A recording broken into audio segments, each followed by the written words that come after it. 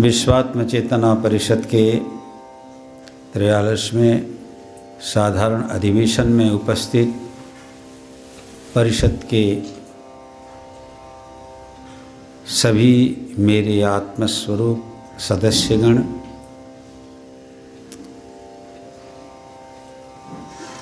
प्रज्ञा शक्ति मंडल की समस्त सदस्याएं, आज आनंद निकेतन के इस पावन परिवेश में बहुत ही हर्ष, उल्लास एवं प्रसन्नता पूर्वक आप सबने भाग लिया और अपने अपने सुचिंतित मत भी प्रदान किया। मुझे आप सबके प्रस्ताव एवं आप सबकी चर्चा सुनकर के बड़ी खुशी हुई। आप सब में उत्साह है एवं निश्चित रूप से यह उत्साह विश्वात्म चेतना परिषद को और आगे ले जाएगा, ऐसा मेरा विश्वास है। मैं आश्वस्त हूँ एवं आप सब पर विश्वस्त हूँ, इसलिए मेरी बहुत बहुत शुभकामनाएं। साथ ही अंग्रेजी नया साल ये अभी जो आरंभ हुआ, इस अवसर पर भी मैं आप सबको बहुत बहुत शुभकामनाएं देता हूँ। विगत वर्ष सारी दुनिया ने जिस महामारी को झेला, खुशी की बात है कि उसे रोकने के लिए, उसके प्रभाव को कम करने के लिए विश्व भर के चिकित्सा विज्ञान के वैज्ञानिकों ने मिलकर के उसके वैक्सीन का निर्माण किया और अब भारत में भी उसका शुभारंभ हो जाएगा। संभवतः 6 तारीख को मैंने सुना था। उसका ट्रायल कुछ चल रहा है सरकारी स्तर पर। तो परमात्मा से मेरी प्रार्थना है कि सारा विश्व जिस कोरोना महामारी की विभीषिका से भयाक्रांत है, वह भय दूर हो, सभी स्वस्थ हों और कोरोना समाप्त हो और प्रभु की करुणा की वर्षा सबके ऊपर हो, यही मेरी शुभ भावना है। आज के इस अधिवेशन में परिषद के महासचिव स्वामी सत्यवेदानंद ने विश्वात्म चेतना परिषद के लक्ष्य एवं उद्देश्य को लेकर के विश्वात्म चेतना परिषद के सभी सदस्यों को विश्वात्म चेतना परिषद का लक्ष्य एवं उद्देश्य समझना चाहिए, जानना चाहिए। इस पर जो उन्होंने संकेत दिया यथार्थ है। इसका कारण ये है कि आप जिस वस्तु, जिस व्यक्ति अथवा जिस सिद्धांत को सही ढंग से नहीं समझते हैं, उस व्यक्ति, उस वस्तु या उस सिद्धांत के प्रति आप में कोई रुचि जागृति नहीं होगी और रुचि जागृत नहीं होगी तो न उसे आप पाने का प्रयास करेंगे और न ही बढ़ाने का प्रयास करेंगे। इसलिए मेरा भी सबसे यही आग्रह है। देखो, मैं हर बार इस बात को कहता हूँ कि जैसे बहुत सारे एनजीओज़ हैं, सोसाइटीज़ हैं, ट्रस्ट हैं, आश्रम हैं, परंपरा रूप से बहुत कुछ चलता रहता है सब जगह पर। तो हमारी यह जो संस्था है यद्यपि यह भी संस्था है, लेकिन इसमें कुछ विशेषता आप लोगों को ढूंढनी होगी। ये निश्चित है कि हम सब सनातन हिंदू धर्म के सदस्य हैं। मैं एक सनातन हिंदू धर्म का एक सन्यासी हूँ, इसलिए हम अपने धर्म, अपनी रीति नीति, अपनी परंपरा और अपने संस्कारों का ठीक से पालन तो करेंगे, उसकी समृद्धि में हम लोग अपने तरह से निश्चित रूप से प्रयास करेंगे, लेकिन विश्वात्म चेतना हमारे इस संस्कृति का एक मूल संदेश है। भारतीय वैदिक संस्कृति का मूल संदेश है। हमारे महापुरुषों ने, वैदिक ऋषियों ने हमें व्यापक दृष्टिकोण अपनाने का उपदेश बहुत पहले से दिया है। उन्होंने कहा है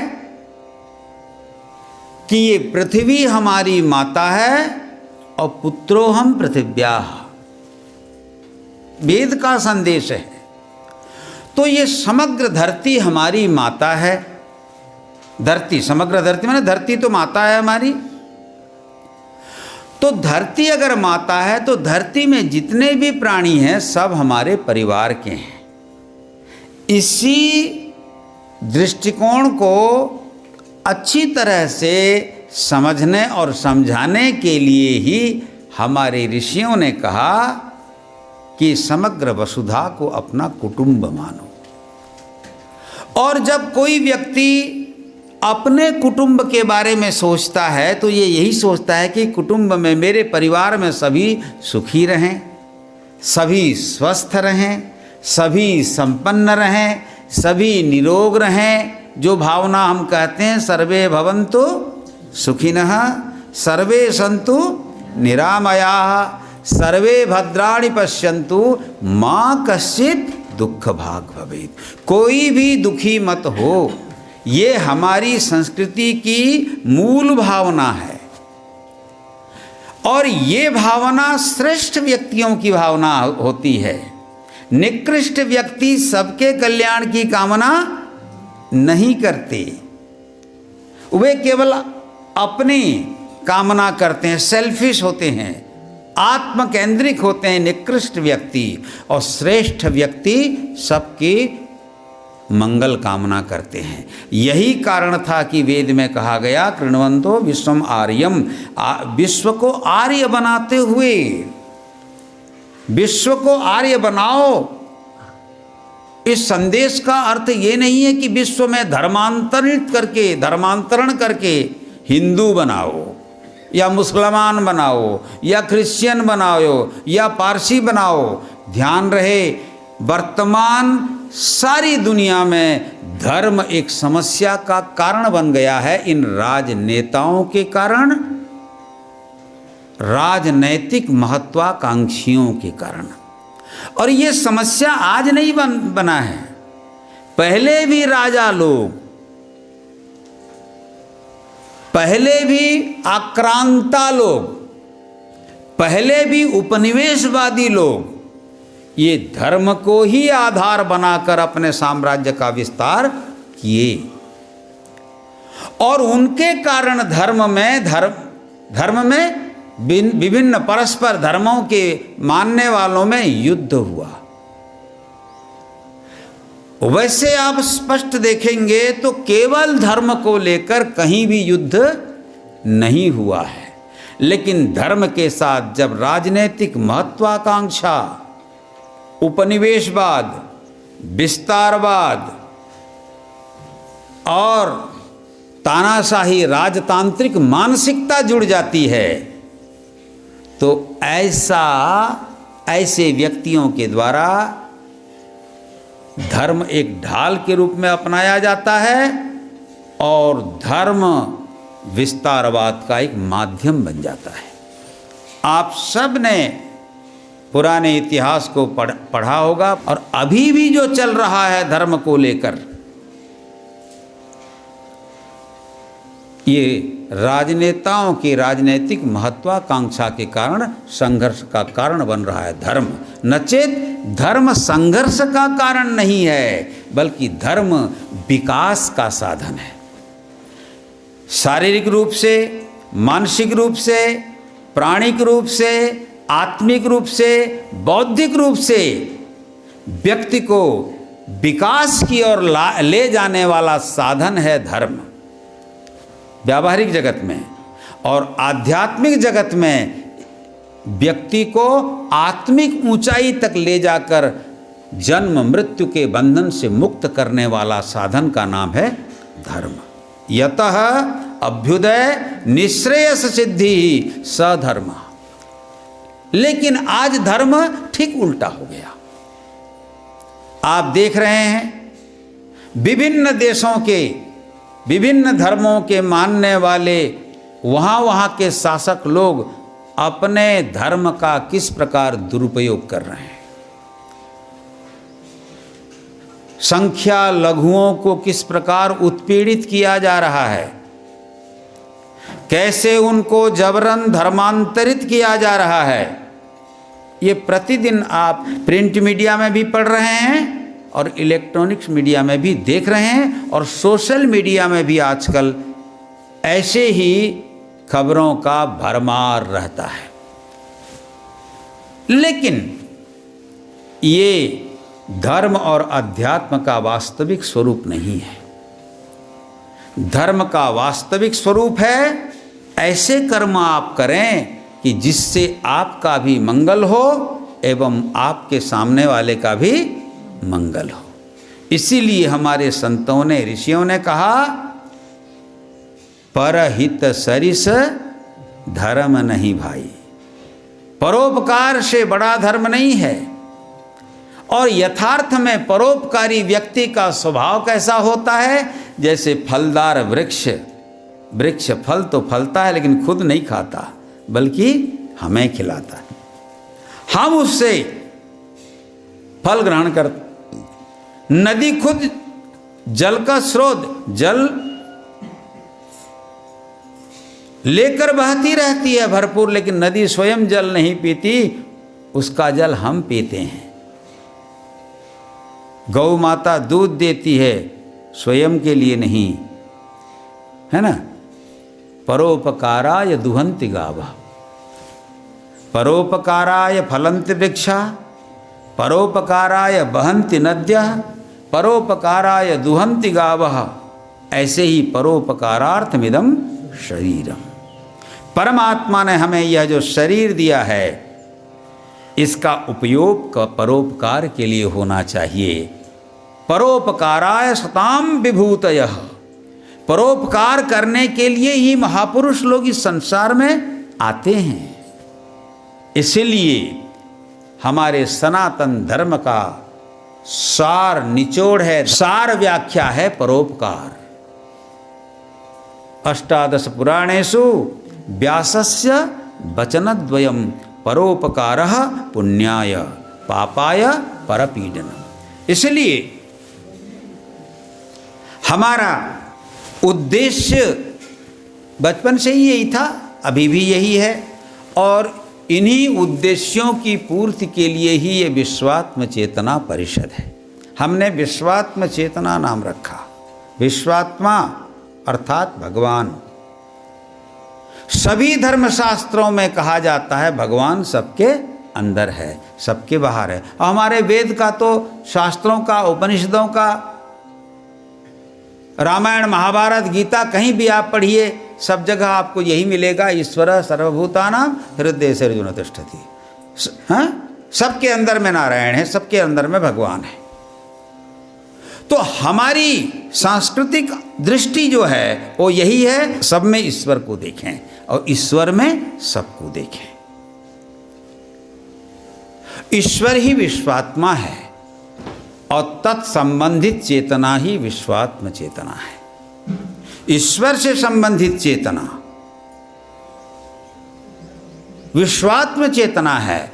और विश्व भर में जितनी आत्माएं हैं, आप सब लोग जितनी भी आत्माएं, जीवात्माएं हैं, उन सब में परमात्मा के अस्तित्व को स्वीकारना विश्वात्म चेतना है।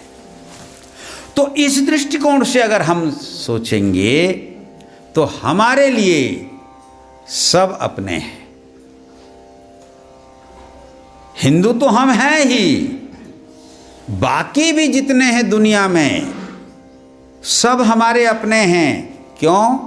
क्योंकि सभी अपनी अपनी भाषा से, अपने अपने दृष्टिकोण से, अपने अपने भाव से उसी परमात्मा को याद करते हैं। यहाँ जितने भी हैं संसार में, कोई भी आपको नहीं मिलेगा जो भगवान को नहीं मानता हो, लेकिन उसे अपनी भाषा में हम भगवान कहते हैं, परब्रह्म कहते हैं, परमात्मा कहते हैं, ईश्वर कहते हैं। तो कोई उसे अल्लाह कहता है, कोई उसे और कुछ कहता है, कोई उसे और कुछ कहता है, लेकिन मानते सभी हैं। आप बोलेंगे नास्तिक तो भगवान को बिल्कुल नहीं मानते, वो तो सबसे अधिक मानते हैं, क्योंकि वो नहीं है मैं अपना जितना समय बर्बाद करते हैं, मैं मानते हो वो भी हैं, लेकिन वो भगवान नहीं है ये मानते हैं। क्या नहीं है? भगवान नहीं है। नहीं है, नहीं है का विपरीत है। अरे वस्तु होता है तभी उसका अभाव होता है। मेरी बात समझ रहे हैं ना? वस्तु होता है, भगवान है तो उसका अभाव होगा कहीं पर। तो उनके नास्तिकों के विचार में गॉड इज नोवेयर, भगवान कहीं नहीं है। और हमारे विद्वान कहते हैं थोड़ा अक्षर को इधर उधर कर दो तो गॉड इज नाउ हियर, है ना? गॉड इज नोवेयर नास्तिक का मत है। थोड़ा सा पलट दो, गॉड इज नाउ हियर। कितना? तो हमारे दृष्टिकोण से मैं तो दुनिया में नहीं है कहने वालों को भी उतना ही मानता हूं जितना है कहने वाले हैं। इसलिए ईश्वर के अस्तित्व को लेकर कहीं कोई झंझट नहीं है, कहीं कोई संकट नहीं है। हर व्यक्ति मानता है किसी न किसी रूप में, किसी न किसी भाव में। विश्वात्म चेतना परिषद के हमारे जितने सदस्य हैं, या फिर जो हमें, देखो मैं तो अभी तक अपने को गुरु नहीं मानता हूँ, आप लोग भले ही कुछ मान लो। मैं ना अपने को कोई साधु संत गुरु जो बड़े बड़े क्या विशेषण लगा देते हैं मेरे ऊपर, मेरे को नहीं मालूम। मैं तो कुछ नहीं मानता हूँ अपने आप को। इतना है कि गुरु जी की कृपा थोड़ी है मुझ पर, मेरे गुरु की, और उन्होंने जो कहा उसी में मैं मस्त रहता हूँ। लेकिन आप लोग अगर मेरे को मानते हो तो आप स्पष्ट इस बात को जानो कि मैं चाहता हूं कि हम परस्पर सबसे प्रेम करें और परस्पर सबको जानें। देखो मैं दो सिद्धांत बराबर कहता हूं, ज्ञान और प्रेम की बात। आप मेरा कोई भी साहित्य पढ़िए, मेरा कोई भी प्रवचन सुनिए, इन दो चीज़ों को मैं हर जगह बोलता हूं, ज्ञान और प्रेम। क्योंकि परमात्मा को शास्त्र ज्ञान स्वरूप भी कहते हैं और प्रेम स्वरूप भी कहते हैं। और ध्यान रहे, जहां ज्ञान नहीं होगा वहां प्रेम नहीं हो सकता, और जहां प्रेम नहीं होगा वहां ज्ञान भी नहीं हो सकता। इसलिए भले ही कोई किसी भी मार्ग को पकड़ के चले, लेकिन पहुंचेगा एक दिन उस मार्ग के आखिरी छोर में। और आखिरी छोर क्या है? जैसे किसी भी नदी को आप आश्रय बना लो और नदी की धारा के साथ साथ चलो तो अंत में कहाँ पहुंचोगे? समुद्र में। कहीं से भी किसी भी दिशा से आप किसी एक नाले को एक को पकड़ लो तो जैसे समुद्र में पहुंचोगे, ऐसे ही पूरब से हो, पश्चिम से हो, उत्तर से हो, दक्षिण से हो, भारत से हो, अमेरिका से हो, यूरोप से हो, अरब से हो, ऑस्ट्रेलिया से हो या और कहीं से भी आप किसी भी एक मत को पकड़ करके अगर लक्ष्य ठीक रखे और चलते रहे तो अंततः वहीं पहुँचोगे। जैसे नदियाँ सागर में पहुँचती हैं वैसे ही जीवात्मा परमात्मा में पहुँचेगा। इसलिए मेरा सबसे यही आग्रह रहेगा, आप लोगों ने जो आश्रम बनाए हैं, आप लोग कहते हैं स्वामी जी का आश्रम, अरे स्वामी जी कहा क्या है? मेरे गुरुजी ने कहा भू संन्यस्तम मया, बोलो बेटा, हाँ बोल दिया। भू संन्यस्तम, भुव संन्यस्तम, स्व संन्यस्तम, मैंने तो सब कुछ संन्यस्त कर दिया है। ये घर बनाया है आपने, आश्रम बनाया है आपने, कपड़े देते हो आप लोग, भोजन देते हो आप लोग, एक से एक व्यवस्था करते हो आप लोग। ये वहाँ कहीं भी मेरा रंच मात्र भी कोई अपना कुछ नहीं है, सब आप लोगों का है। आप लोगों ने जो आश्रम बनाया है, उन आश्रमों में विश्वात्म चेतना परिषद के जो मैंने जो ये पूरा पुराने सबसे पहले के 5 ही लक्ष्यों को लेकर हमने चला था, जो पंचसकार की बात वेदवाग बोल रहे थे। अपने अपने आश्रमों में हम शिक्षा, स्वास्थ्य, श्रम, सेवा और साधना, इन 5 नीतियों को अपनाएं। मेरा कभी उद्देश्य नहीं रहा कि मंदिर बना दो और मूर्ति बैठा के घंटी करके पुजारी बैठा दो और पुजारी के लिए फिक्स डिपॉजिट रख दो या वेतन दे दो तो हमारा कल्याण हो जाएगा। उससे जो होता होगा, मैं उसके विरोध में नहीं हूँ, क्योंकि मंदिर तो बना ही रहे हैं, लेकिन हम जीवंत मंदिर बनाना चाहते हैं। और मैंने इस बात को कई बार बोला है, अरे भाई ये जीवंत मंदिर है, चलता फिरता शरीर ही आपका मंदिर है, हम कोई एनजीओ नहीं है। सरकारी दृष्टिकोण से कहें तो सोसाइटी रजिस्टर्ड सोसाइटी है, रजिस्टर्ड ट्रस्ट है, उस ढंग से ये एनजीओ है सरकारी भाषा में। लेकिन हम आध्यात्मिक भाषा में कोई एनजीओ वाले नहीं हैं। तो फिर हम क्या हैं? एक आध्यात्मिक अनुष्ठान के अनुष्ठाता हैं, अनुष्ठान करता हैं। इसलिए मेरा प्रत्येक, मेरे शिष्य जो मेरे को गुरु मानते हैं, मेरे मित्र जो मेरे को मित्र मानते हैं, मेरे जो भी मानो, है ना, जिस किसी भी भावना में आप मुझे देखते हो, मेरा उन सब से आग्रह है कि आप मेरी भावना को समझो। मैं कभी भी नहीं संकल्प किया हूं कि बहुत अधिक आश्रम बना लेंगे। अब क्या करेंगे? आश्रम बना करके, आश्रम का मतलब होता है आओ और श्रम करो। शिष्यों को कुछ समय आकर गुरु के आश्रम में निष्काम कर्मयोग करना चाहिए। आप बाहर जो कर्म करते हो, सरकारी स्तर पर जो कर्म करते हो, उस श्रम के पीछे आपका काम है, आपकी कामना है। आप सरकार में नौकरी इसलिए करते हो कि वहाँ से सरकारी वेतन मिलता है। आप व्यवसाय इसलिए करते हो कि वहाँ लाभ मिलता है पैसे का। आप कोई भी काम करते हो संसार में तो लाभ की आशा से करते हो, वहाँ आपकी कामना जुड़ी है। केवल गुरु का आश्रम ही ऐसा होना चाहिए जहाँ आप आते हो तो कोई कामना मत रखो, काम का पारितोषिक मत रखो।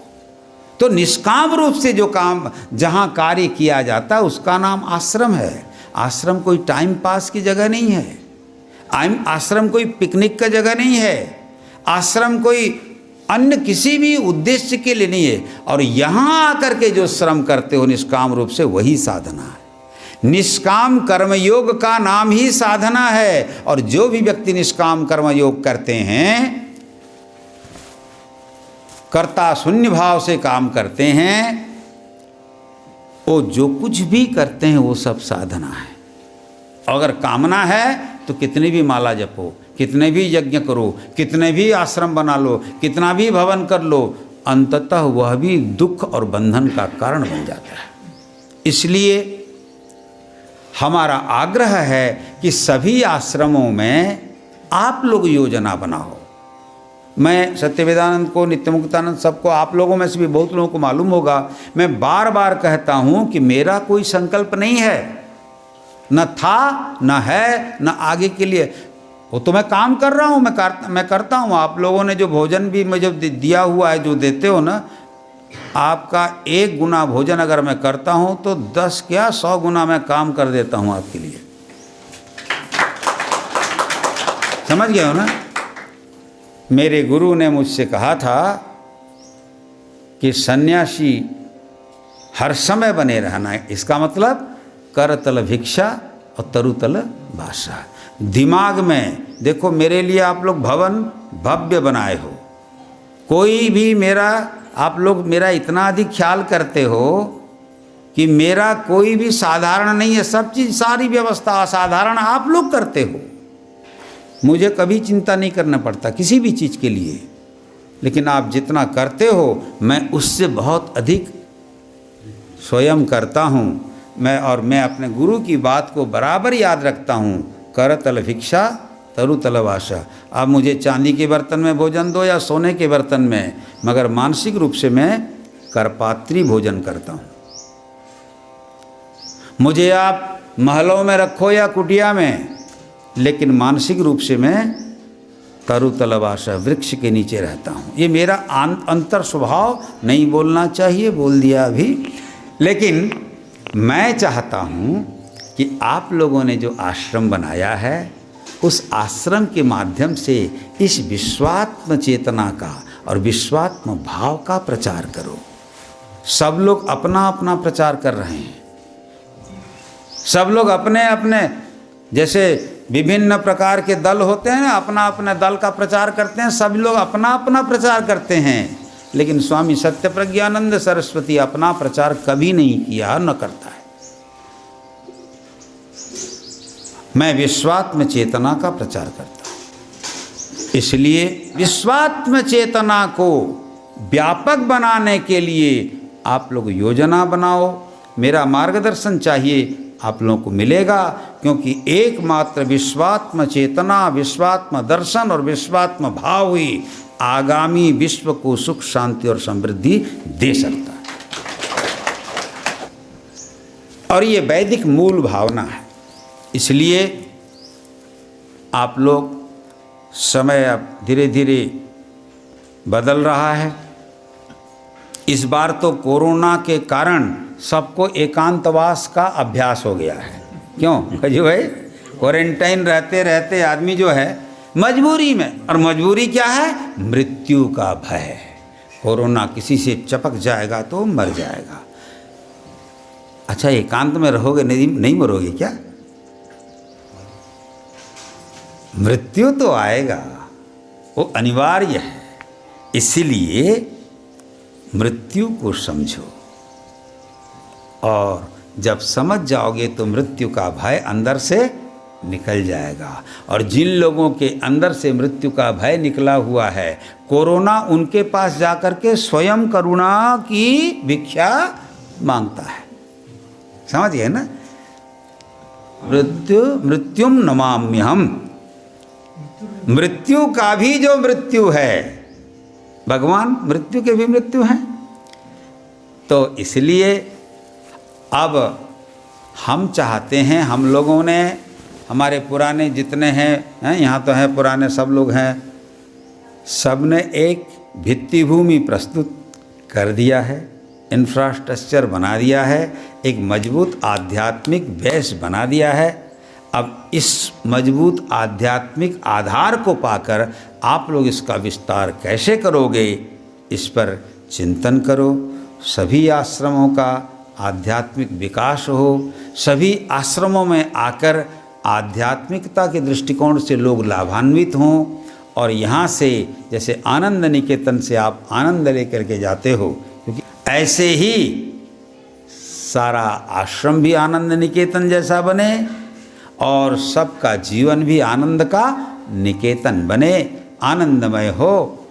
तो मैं बहुत बहुत मंगल कामना करता हूँ आप सबके लिए और परमात्मा से प्रार्थना करता हूँ कि उनकी करुणा बरसे और कोरोना सरके, है ना। तो इन्हीं शब्दों के साथ सबको बहुत बहुत शुभकामनाएं। हरि ओम तत्सत, हरि ओम तत्सत, हरि ओम तत्सत।